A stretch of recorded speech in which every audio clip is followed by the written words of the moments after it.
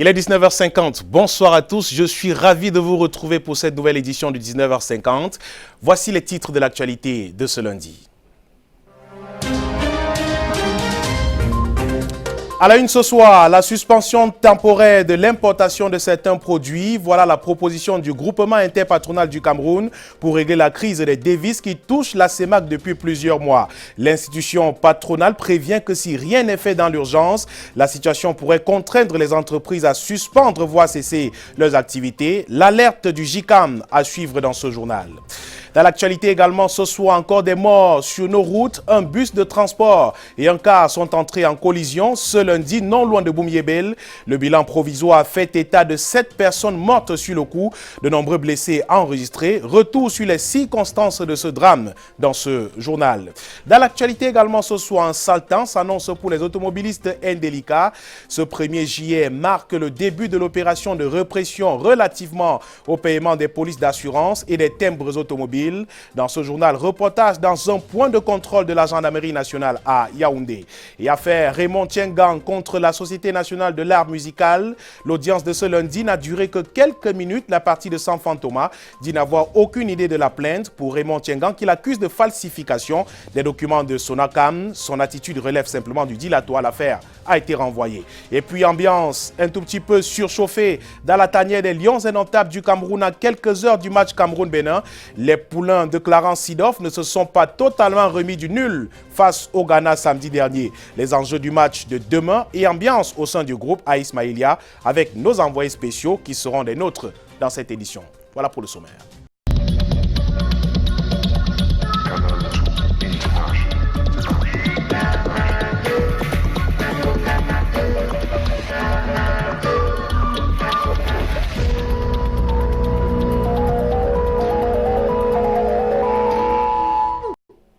Bienvenue au 19h50. Le Cameroun est-il devenu un véritable dépotoir? Les marchés sont inondés de produits contrefaits depuis un moment et dans cet environnement malsain, le consommateur a du mal à trouver la bonne qualité sur notre marché. Et pour tenter d'assainir le tissu économique, le groupement interpatronal du Cameroun vient d'organiser la journée de normalisation avec comme acteur principal la direction de l'agence de normes et de la qualité. Lille Piedjou et Guy Fotso pour le compte rendu.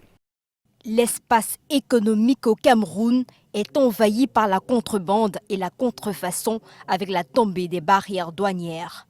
On vend tout, on importe tout, sans aucune réglementation, y compris la norme. Plus les textes sont élaborés en matière de qualité, plus les structures sont mises et légiférées, moins la qualité des produits sur le marché est bonne. Pour protéger notre tissu économique de ces fossoyeurs, le JICAM préconise une approche complémentaire. Le renforcement des dispositifs de contrôle et de surveillance des marchés, la réforme du processus de certification pour obliger les acteurs, notamment les importateurs, à la professionnalisation dans certains secteurs, en passant notamment de la certification par l'eau à une certification des sources d'origine des produits. La journée de la normalisation organisée par le patronat ce lundi à Douala est l'occasion pour le JICAM et la NOR de mutualiser leurs efforts pour accompagner le Cameroun dans les exigences de qualité et la surveillance des marchés. De concert avec les administrations publiques, les organisations du secteur privé et la société civile, l'Agence des normes et de la qualité se doit de sensibiliser l'ensemble de la communauté nationale sur l'importance des normes. La NOR étant un outil de développement des entreprises, le groupement interpatronal du Cameroun a signé depuis 2 ans une convention pour la compétitivité du secteur privé et le développement de la normalisation pour que le Cameroun cesse d'être un dépotoir. L'activité économique souffre depuis peu d'une absence criarde des pièces d'argent dans la ville de Bertois, un phénomène qui n'épargne aucun secteur d'activité et laisse planer un horizon nuageux sur la santé économique locale. Patrick Christian Dobo et Kizito Koumaï pour les détails. Les pièces d'argent sont de plus en plus rares dans le chef-lieu de la région du Soleil Levant. Commerçants et marchands sont aux abois face à cette situation devenue intenable. Il est bien vrai, le marché est dur, mais le peu de clients qu'on trouve, on manque la monnaie pour les rembourser. Au courant de la journée, tu as au moins 10 clients de perdus. Au départ, on a cru que c'était le problème des autres. Mais pour finir, on voit que c'est un problème général. J'étais à la poissonnerie, j'ai acheté du poisson, c'est 1150, on me dit de venir chercher 150. Je vais même payer les cubes, les condiments. On me dit qu'il n'y a pas. Si on peut fabriquer, qu'on en fabrique. Nous souffrons au Cameroun pour les pièces. Le constat est similaire dans le secteur du transport urbain par moto-taxi. Ici, la rareté des pièces d'argent laisse plus que pantois les acteurs du secteur. Tu trouves un client, il te prend, il dit qu'il a 100 francs, il a 500, 100 francs sur 500. Il faut l'amener quelque part. Tu es obligé de ne pas accepter parce qu'il n'y a pas de pièces. Souffrant. On ne trouve plus les pièces. Même pour aller à la station-service, pour qu'on te fasse la monnaie, c'est pas évident, c'est pas facile. La situation est également vécue par les habitants de la ville. La présence excessive des machines à sous serait pour quelques-uns à l'origine de cette situation déplorable. Le problème est dû parce que les Chinois ont apporté des machines qui font des machines de jeux au hasard, qui permettent de jouer en mettant les pièces. Et toutes ces pièces-là, on ne sait pas où ça va. Quoi qu'il en soit, la rareté de ces pièces d'argent, notamment celle de 100 francs CFA, crée une situation déplorable pour l'économie locale dans le chef-lieu de la région de l'Est. De la pénurie des pièces de monnaie à Abertois pour la petite économie et la rareté des devises décriées par le patronat camerounais, le pas est rapidement franchi. La question a été une fois plus évoquée par le président du groupement interpatronal du Cameroun lors de son allocution à l'ouverture de la journée de la normalisation dont nous vous parlions tout à l'heure. Je vous suggère d'ailleurs d'écouter dans l'élément qui va suivre une attitude de Célestin Tawamba, président du groupement interpatronal du Cameroun, ce jour lors de l'ouverture de cette rencontre sur la normalisation dans cet extrait sélectionné par Lil Piedjou et Guy Fotso.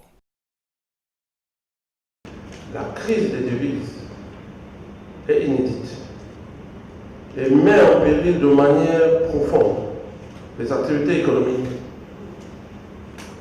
De crise économique, elle peut rapidement devenir une crise sociale. Il convient dès lors d'activer tous les leviers.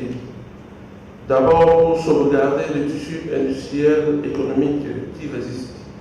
Et ensuite pour se donner les moyens de retrouver un sentier de croissance compatible avec notre ambition partagée de l'émergence. Entre les services financiers de l'université de Ngaoundéré et le rectorat de l'institution, c'est la question qui se pose au terme de la 42e session ordinaire du conseil d'administration tenue vendredi dernier sur le campus de Dan. Le compte de gestion n'a pas été examiné et adopté à l'issue de cette session comme il fallait s'y attendre. Mieux, le budget dit mal ficelé par les technocrates de cette maison n'a pas été réajusté. Toute chose qui alimente des forces et des rumeurs, des folles rumeurs justement, d'un malaise entre le recteur et ses collaborateurs des services financiers. Le reportage d'Eringuele depuis Ngaoundéré.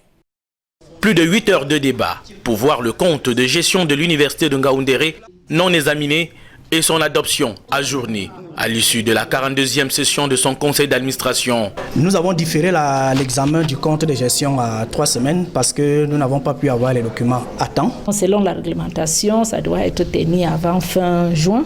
C'est pour ça qu'on avait programmé aujourd'hui. Et malheureusement, les dossiers financiers de nos financiers n'étaient pas prêts. Ici, des images d'archives. C'est que le budget de l'université comporte des irrégularités votées le 19 décembre 2018. Le budget présenté comme mal ficelé lors de la dernière visite du ministre d'État, ministre de l'Enseignement supérieur Jacques Famlindongo au campus de Don, n'a également pas été réajusté. Je ne sais pas. Ils n'ont pas pu avoir le dossier. Nous allons l'équilibrer en recettes et en dépenses avec l'examen du compte de gestion que nous ferons dans quelques jours, dans un avenir très proche. Ces deux faits sont interrogateurs et montrent à suffisance le climat qui prévaut au sein de l'institution entre le rectorat et les services financiers. Entre lecture des textes dites parcellaires des uns et des autres, c'est l'offre et la qualité de la formation qui prennent un coup. On devrait ajuster le budget pour plusieurs raisons. Il y a les subventions directes pour certains établissements qui ont été baissées et d'autres qui ont eu, disons, d'autres subventions supplémentaires ou additives. Et surtout aussi, on n'avait pas le report de 2018. Un conseil d'administration aujourd'hui réduit à 12 membres qui s'est alors penché sur les aspects de la loi du 12 juillet 2017 portant statut général des établissements publics ainsi que l'adoption des projets générateurs de revenus et la préparation de la 23e édition des Jeux universitaires. Aux hommes valeureux, la nation reconnaissante, ce 1er juillet, la patrie justement a été reconnaissante plutôt à l'endroit de ses forces de défense camerounaises. Cette maxime, le haut commandement vient encore de la traduire dans les faits à travers la remise des épaulettes et des décorations au personnel des forces de défense qui se sont distingués par leurs états de service. Inès Daniel Ondombala pour les détails depuis Boya. Bakassi, nous sommes dans les eaux territoriales du Cameroun. Ici, la lutte contre la piraterie maritime s'intensifie au quotidien. Les bataillons d'intervention rapide Delta s'attellent à tordre le cou à toute forme d'insécurité. L'ennemi numéro 1 de l'heure ici est la piraterie maritime.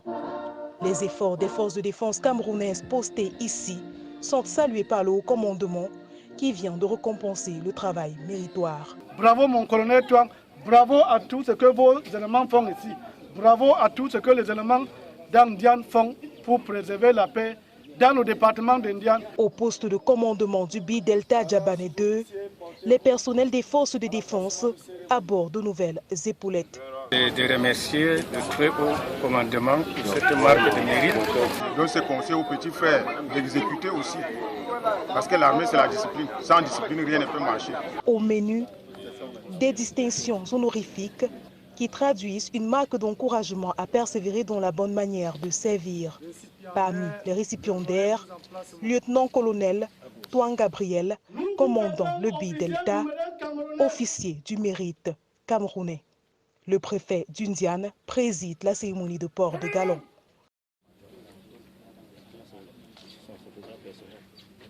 Avec honneur et fidélité, ces forces de défense remplissent leur mission, à savoir, entre autres, assurer l'intégrité territoriale du Cameroun à tout moment, quelles que soient les circonstances.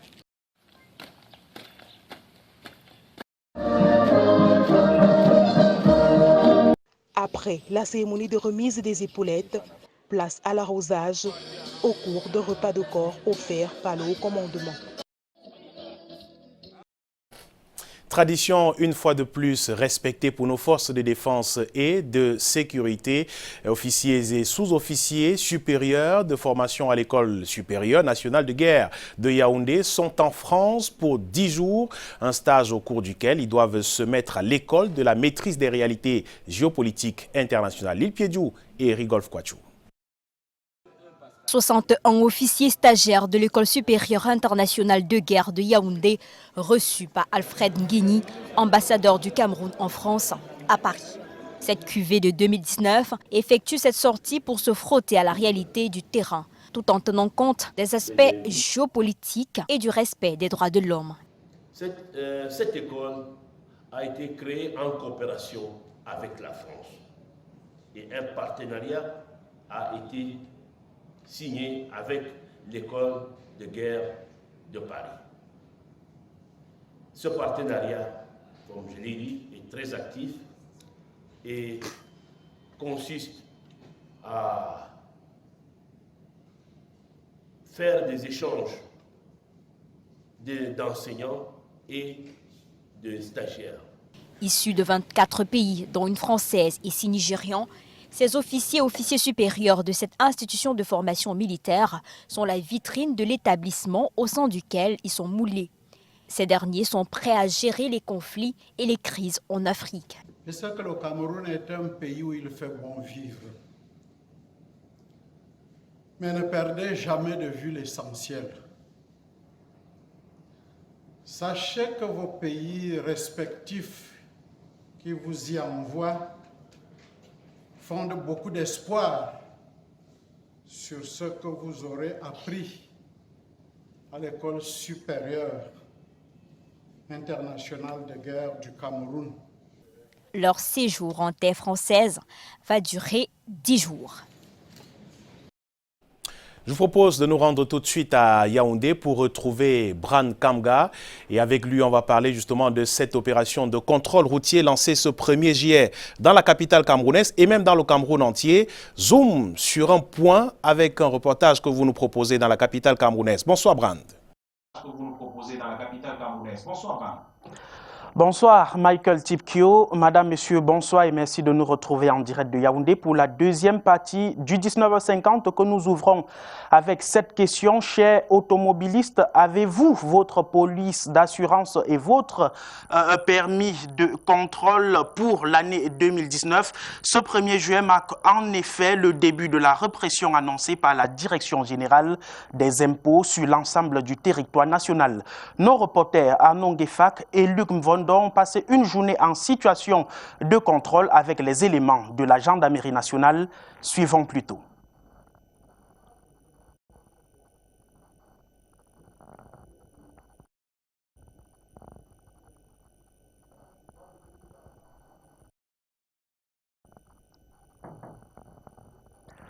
Nous allons donc revenir à cet élément qui parle de la police d'assurance et des timbres automobiles dans un instant avec donc Arnaud Guefak et Luc Mvondo pour signaler donc que ce 1er juillet 2019 marque donc le début de la répression tant annoncée par la Direction générale des impôts.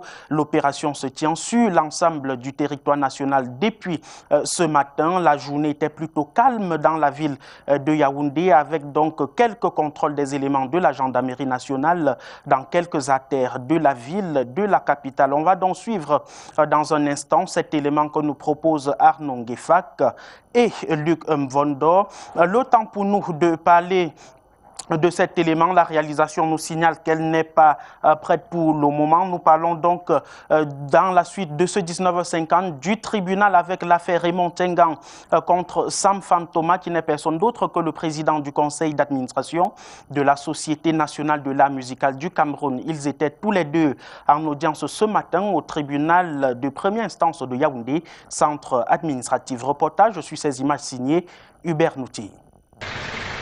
En venant au tribunal de première instance de Yaoundé centre administratif ce lundi, Raymond Tchengang espérait avoir une issue favorable à sa plainte.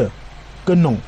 L'avocat du président du conseil d'administration de la Société nationale de l'art musical Sonacam estime que son client n'a aucune idée de l'objet de la plainte. Aujourd'hui, à l'audience, nous avons vu la copie qui était dans le dossier et qui disait que M. Sanfan Thomas, qui réside à Douala, aurait reçu la citation directe depuis le mois de décembre 2018.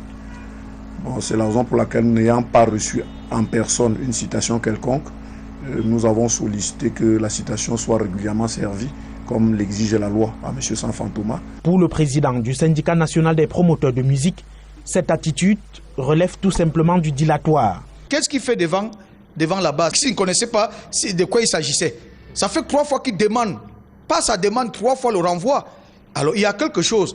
Mais vous savez, la vérité, c'est quelque chose qui ne se cache pas. Pas d'ouverture des débats donc ce lundi.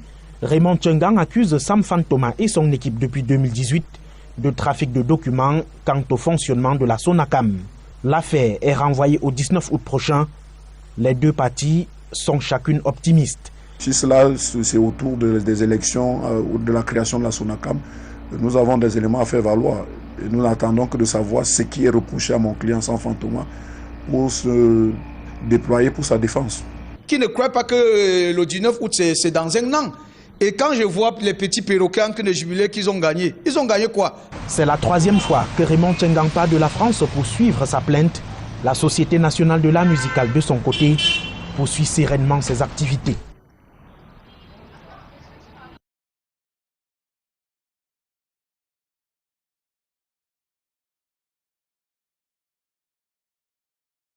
Automobile pour l'année 2019. Nous vous le disions donc plus haut, ce 1er juillet marque l'entrée en vigueur de la répression tant donc attendue et annoncée par la Direction générale des impôts sur l'ensemble du territoire national. Nos reporters Arnaud Guefak et Luc Mvondo ont passé une journée en situation de contrôle avec les éléments de la gendarmerie nationale. Reportage. Gendarmes sans pitié. Ici, le point de contrôle d'ACAC à l'entrée nord de Yaoundé. Des Pandores en action. Je suis le le gendarme Kodo Baptiste en service au CER. Je peux avoir les papiers. Regard obligatoire sur tous les véhicules ou presque, les dossiers du véhicule et les pièces personnelles des occupants. Activité de routine connue, mais là, une alerte rouge vient de la Direction générale des impôts. Le contrôle routier à partir de ce 1er juillet des assurances et droits de timbre automobile, ce qu'ils appellent communément vignette. La communication avant répression qui aura poussé certains à la régularisation. Ça fait pratiquement 2 semaines que j'ai payé mon assurance avec la vignette une fois. La fiche de pointage de ce type d'infraction ici est vierge depuis le matin. Mais les règles qui attendent les contrevenants sont claires et les éléments de la gendarmerie nationale ne badinent pas. Le véhicule est mis en fourrière automatiquement parce qu'un véhicule qui n'a pas d'assurance, qui n'a pas de vignette, ne doit pas être en circulation. Et automatiquement, nous mettons ce véhicule en fourrière jusqu'à ce que le propriétaire du véhicule paye son assurance et sa vignette avant d'être en possession de son véhicule. Voilà ce que nous faisons. Payer, ça fait des recettes pour les caisses de l'État via la Direction générale des impôts. Même si ce véhicule appartenant à la Direction générale des impôts justement devra payer lui aussi, pas pour défaut d'assurance ou de timbre automobile, mais pour excès de vitesse. La loi, c'est la loi et les Pandores ne rigolent pas. Merci Arnaud Ngueffar, direction Moum, c'est dans l'arrondissement de Makak, région du centre. C'est pour évoquer la mémoire d'un homme, Augustin Frédéric Kodok. Population, élus de la nation et autorités diverses ont pris part à l'inauguration du monument érigé en la mémoire de l'ancien secrétaire général de l'Union des populations du Cameroun, Ghislain Piaïsono. Moum vit la gare de train aux 1000 visages. C'est ici qu'est naquit le 1er mars 1933, puis mourut en octobre 2011, Augustin Frédéric Kodok. 9 ans après, hommage et reconnaissance nationale selon le discours du monument. Et le voici, hissé sur les hauteurs de la localité de Moum, qui n'a rien perdu de l'Union des populations du Cameroun, dont il était secrétaire général après avoir suscité à Oumyobé de 1990 à 2011. L'archevêque émérite de Yaoundé a pour cela dit la messe en guise de reconnaissance. Autant nous ne pouvons oublier ceux de chez nous qui ont laissé à leur postérité un héritage que nous devons tout simplement conserver. Un souvenir flatteur parce que Augustin Frédéric Kodok est un patriarche qui nous a légué un testament, à savoir pour gagner demain, il faut bâtir aujourd'hui. Sur la place des événements, les populations et pas seulement de l'Union des populations du Cameroun, les autorités traditionnelles et administratives, les partis politiques représentés à l'Assemblée nationale à laquelle appartient Robert Bapolipote, initiateur du monument. Ses collègues parlementaires n'ont pas manqué à la finalement faite, la famille au premier plan. La pluie arrose l'événement de Augustin Frédéric Kodok, qui disait de l'État qu'il était notre salut. Le peuple camerounais ne s'est jamais mis à genoux, que ce soit à l'époque allemande. Nous avons toujours résisté, que ce soit les Madola, que ce soit les Mbatois, que ce soit les Moumé-Etia. Nous avons toujours été un peuple résistant et dans un contexte particulier, nous devons être solidaires. À Moum, c'était mémorique et historique.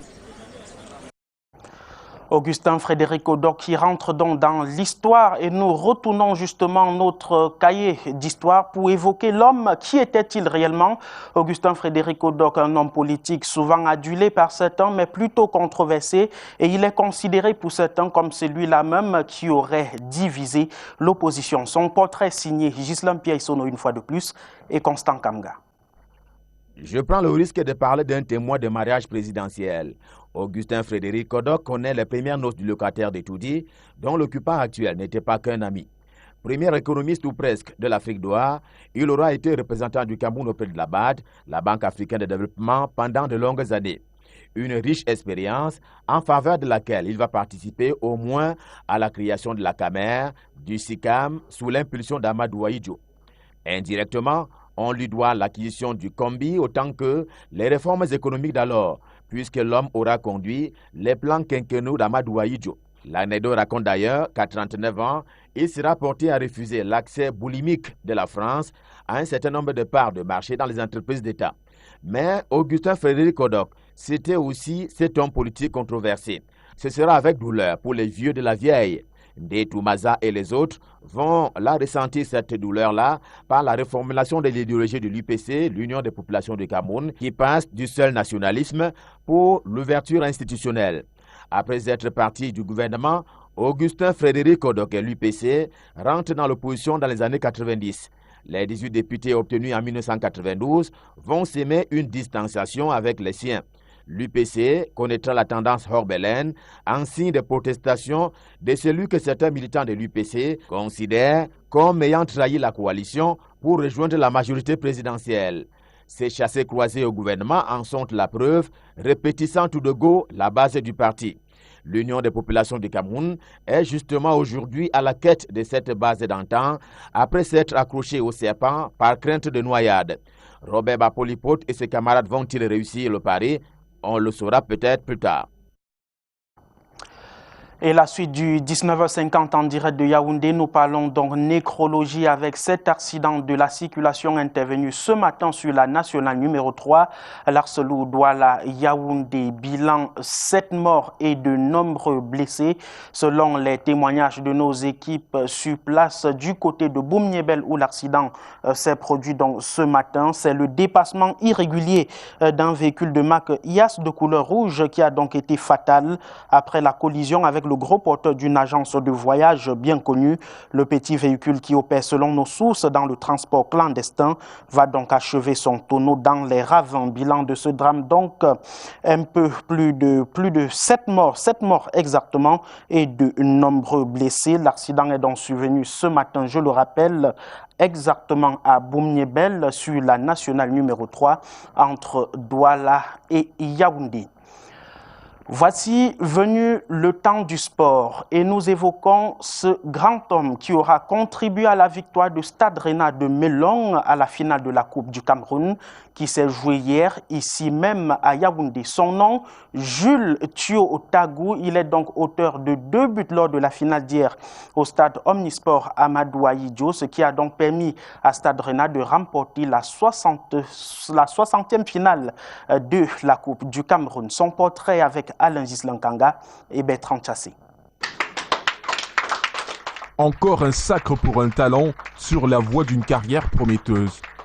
Hippolyte Thio Tadoum, homme du match de la finale de la Coupe du Cameroun 2019, a éclaboussé de son talent au stade Omnisport de Yaoundé, avec à la clé un doublé. Je me reconnais dans la tactique, dans la technique, dans la vitesse et dans l'efficacité devant les buts. Je pense qu'avec ces critères, j'ai pu inscrire 2 buts. Le virevoltant attaquant de Stade Renard de Melon est doté d'une bonne capacité athlétique et d'une justesse technique. Le natif de Nkonsamba remporte son 2e titre à 19 ans avec un club qui lui a donné très vite l'opportunité de faire parler son potentiel. Les performances de Thio Tadoum attirent déjà l'attention des responsables de la FECAFOOT. Je voudrais le voir évoluer dans une de nos sélections prochaines. Ce sera l'aboutissement normal des efforts qu'il a fournis. Celui qui a grandement contribué à la qualification de Stade Renard au play-off en championnat pense que son avenir en sélection nationale dépendra de ses performances, mais surtout des dirigeants. Bon, ça a eu de décider. Moi, mon travail, c'est de bosser dur comme je le fais toujours. En plus, je vais laisser le Seigneur et les dirigeants du football camerounais faire le reste. L'ancien élève du lycée de Mbouda, détecté par le projet qatariste Aspire, a connu un passage à vide à Edingsport de la Léquier. Thio Tadoum a passé pratiquement toute la saison sur le banc de touche, malgré le titre de champion du Cameroun en 2017. Joël Tagoum qui entre donc dans l'histoire du football camerounais. Et ce soir, 6e arrêt de notre épisode consacré aux grandes mémoires du football du Cameroun. Arrêt sur Théophile Abega, l'un des 5 ballons d'or du continent africain. Ce Camerounais est le tout premier, il fut le tout premier à avoir soulevé le trophée de la Coupe d'Afrique des Nations de football. Évocation, Rodrigue Tonguet, Constant Kamga. On ne peut pas s'y méprendre. L'on ne peut être en Como ici dans le 4e arrondissement de Yaoundé à un jet de pierre du stade Abega et ne pas faire le lien entre ce centre culturel, Lyon 14, et le dossard 14 du fils certainement le plus prodige du coin. Ce club est la principale attraction de la cour de la chefferie de Nkomo 2. C'est en bientôt que la grande faucheuse a emporté son chef traditionnel qui lui avait donné l'une de ses plus belles lettres de noblesse, Théophile Abega Mbida. Son fils, qui lui a succédé, se souvient bien de ce 15 novembre-là. 15 novembre, tous les 15 novembre, nous faisons ici même à la chaufferie, donc Como 2, une série de projections de tous les anciens matchs et d'un excellent reportage qui est paru quelques temps après son décès. Théophile Abega, c'était le docteur, petit nom de famille qui lui a collé à la peau tel un gant plus tard, en raison de sa virtuosité, sa conduite de balle exceptionnelle notamment, sa vision hors du commun dans l'entrejeu, ses coups de hanche et ses pas chaloupés sur les aires de jeu ont été d'un apport immesurable dans les 4 titres de champion du Cameroun avec le Canon de Yaoundé, les 2 coupes africaines toujours glanées avec le même coq Mongonda, ou encore la participation plus qu'honorable du Cameroun à la Coupe du Monde Espagne 82, ou lorsqu'il arrive sur le toit de l'Afrique avec les Lions indomptables en 84 en Côte d'Ivoire. Abega, toujours. Abega, Mila, Abega. C'est ce qu'on appelle le souvenir des beaux gestes, des gestes parfaits, c'est-à-dire qui mettaient, en négligeant même peut-être l'efficacité de mettre un but, mais c'était des trucs à la brésilienne. Mais une fin de carrière faite de blessures. Entre autres coups de patte de Chabala, le gardien zambien en Cannes 86, et moins glorieux, des coups de poing assénés au défunt arbitre Baron Ado-Edouard lors d'un match canon prévoyance de Yaoundé. Abega, c'était cela aussi, hélas, ce sale caractère. Je me souviens, lorsque nous sommes à Tripoli pour la Coupe d'Afrique des Nations et que le Cameroun est sérieusement menacé par le Ghana. Nous sommes à la mi-temps et les joueurs sont en train de sortir du jeu, de sortir du stade, et le ministre, il s'appelait Ngonga Nwanji, veut venir parler aux joueurs. Abega Théophile lui a dit, monsieur le ministre, jusqu'à la porte, si vous avancez, vraiment, nous ne contrôlons plus rien. Et le ministre a dû replier. Obligé d'abréger une carrière de footballeur qui l'aura conduit pour une saison en France, à Toulouse et en Suisse plus tard, il se tourne vers le management. D'abord du foot, activité professionnelle plus sérieuse, plus proche du rêve qu'avait son père Adolphe Mbida pour lui, et que lui-même a voulu transmettre à ses enfants. Se tenir loin du foot, job pour jeunes désœuvrés dans les années 80. Il a toujours privilégié l'aspect scolaire.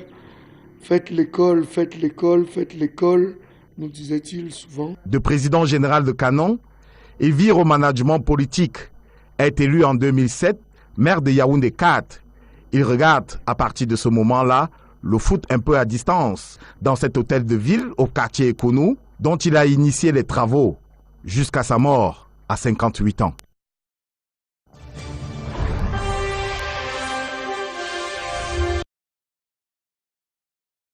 Nous parlons Coupe d'Afrique des Nations de football 2019 dans la suite de ce 19h50. Les Lions indomptables du Cameroun rentrent dans l'arène demain soir.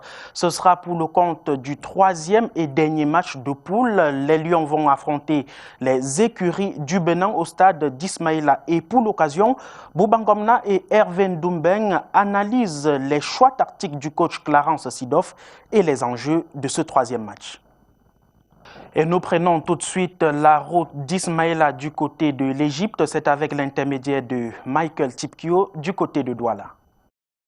Merci à vous, Brand. Vous l'avez dit il y a quelques heures, justement, d'affronter le Bénin pour le compte du 3e match de poule. Il se dégage comme une légère tension dans la tanière des Lions indomptables du Cameroun. La frustration causée par le match nul face au Ghana n'est toujours pas retombée. Face à la presse ce lundi, le sélectionneur national, Clarence Sidoff, a réitéré l'importance de la rencontre de ce mardi. Les nouvelles de Ismaïlia avec nos envoyés spéciaux sur place, André Mirabeau et Yves Chamadeu. Les Lions indomptables auront une double mission. D'abord, celle de se rassurer face aux écureuils du Bénin et de faire le plein de confiance avant la phase décisive de cette Coupe d'Afrique des Nations. Ensuite, celle de finir enfin premier de leur groupe, ce qui n'est plus arrivé depuis 2006 et la Coupe d'Afrique des Nations ici en Égypte. Face à la presse ce jour, les acteurs ont annoncé les couleurs. We came out of the match with Ghana with a clear indication of growth of the team and also some confirmation about that we have many options, which is a good thing, especially looking at our goal to stay in the tournament for a long period. So we have made changes and the conclusion is a positive one. Bien sûr qu'on a beaucoup de respect pour cette équipe de Cameroun, c'est le champion d'Afrique qu'on affronte. Maintenant, on a du respect, mais on n'a pas de crainte non plus. Il y a un match à jouer. Tous les matchs, on les joue pour les gagner, même si c'est des adversaires d'un calibre qui sont supérieurs au nôtre, et le Cameroun est d'un calibre supérieur au nôtre. Mais chaque fois qu'on rentre sur le terrain, c'est pour gagner le match. Et ce sera encore le cas demain. Je sais qu'il y a beaucoup d'attentes à mon égard au Bénin. Mais la chose la plus importante, c'est qu'on gagne ce match. Peu importe que ce soit moi ou quelqu'un d'autre qui marque, ce qui prime, c'est le collectif. Je ne suis pas là pour finir meilleur buteur de la CAN, je suis là pour aider le Bénin à aller le plus loin possible dans cette compétition. I think the players, and not only players and staff, have adopted already the mentality of the technical staff. We enter to win matches, full stop. Every tactic that we do is to win matches, and then in the last 10 minutes one knows that obviously you don't have to do crazy stuff to risk because you want to get your result, but everything is result focused, and I think that the team is doing a great job in that, but we have to improve over the last game, those last 10 minutes, because Yves Tchamadeu, quand on écoute les deux sélectionneurs et surtout l'attaquant Steve Mounié, on peut se dire qu'il y aura une forte opposition ce mardi ici à Ismaïlia. Bonsoir. Bonsoir Mirabeau et bonsoir à tous ceux qui nous regardent. Je pense qu'au vu de cette conférence de presse, moi ce qui m'a un peu surpris, c'est l'atmosphère détendue. Aucune sélection ne s'est mise la pression, que ce soit le favori qui est le Cameroun, l'outsider qui est le Bénin, dont l'entraîneur Michel Dussoyet et son poulain Steve Mounié n'ont pas été frustrés durant cette conférence de presse. Ils ont des déclarations assez zen, assez tranquilles. Et je pense que c'est aussi une stratégie pour ne pas surjouer ce match avant le match et être plus calme. Parce qu'ils savent bien que le Cameroun est l'équipe à battre durant ce match et ils auront à cœur de pouvoir gagner le premier match en phase finale de Coupe d'Afrique. Juste après la conférence de presse de cet après-midi, l'attaquant des Lions indomptables du Cameroun, Stéphane Baoken, s'est voulu rassurant dans un entretien. Stéphane, la dernière fois, tu es entré. Premier ballon, premier but. À quel scénario on peut s'attendre demain si à nouveau tu foulais le stade? On verra. Empêcher le bloc équipe béninois de monter. C'est pour ça qu'un joueur comme Baoken, qui est en confiance après ce premier but marqué lors de la première rencontre, peut débuter, pourquoi pas titulaire, et peut-être pourquoi pas aussi faire la différence contrairement aux autres copies que nous avons eues dans cette Coupe d'Afrique des Nations.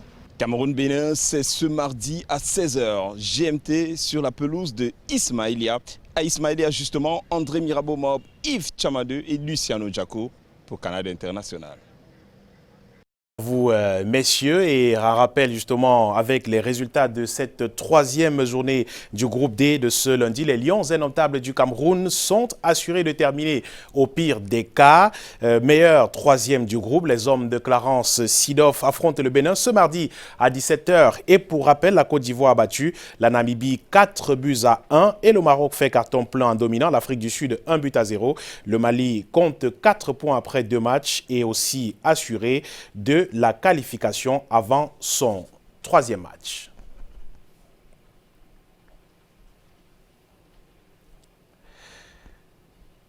Et on clôture ce journal avec ce week-end des récompenses pour Canal 2 International entre la meilleure innovation média 2018 reçue de Afrique Inform Award et Étoile d'Or meilleur promoteur culturel attribué à cette édition, attribué justement à Colette Chatué, présidente du comité d'organisation pour les awards de l'émergence à Yaoundé. Canal 2 International réaffirme sa position de leader dans l'environnement médiatique national camerounais. Arnaud Guefak et Michel Foucault.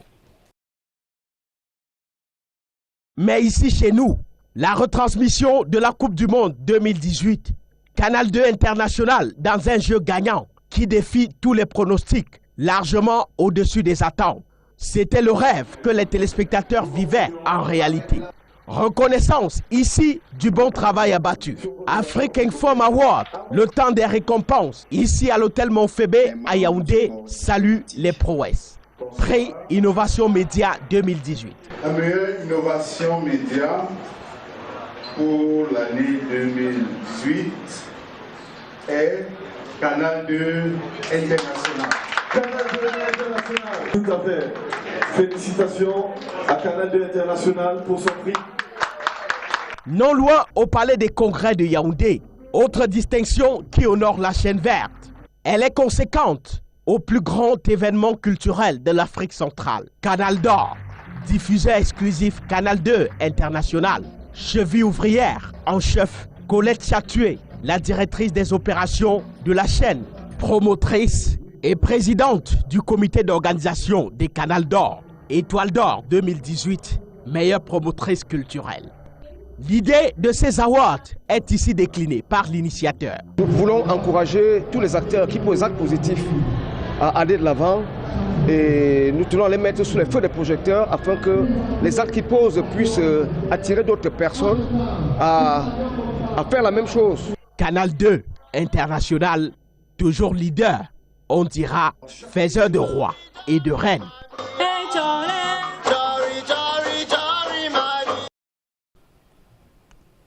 Et l'autre belle innovation de ce soir, c'est ce très beau plateau de Canal 2 International dont vous allez vous habituer justement pour les prochaines éditions. Et c'est ici que nous mettons un terme à cette édition d'information sur Canal 2 International. Merci d'avoir suivi. Je vous souhaite passer une belle soirée sur nos antennes et à demain, 19h50.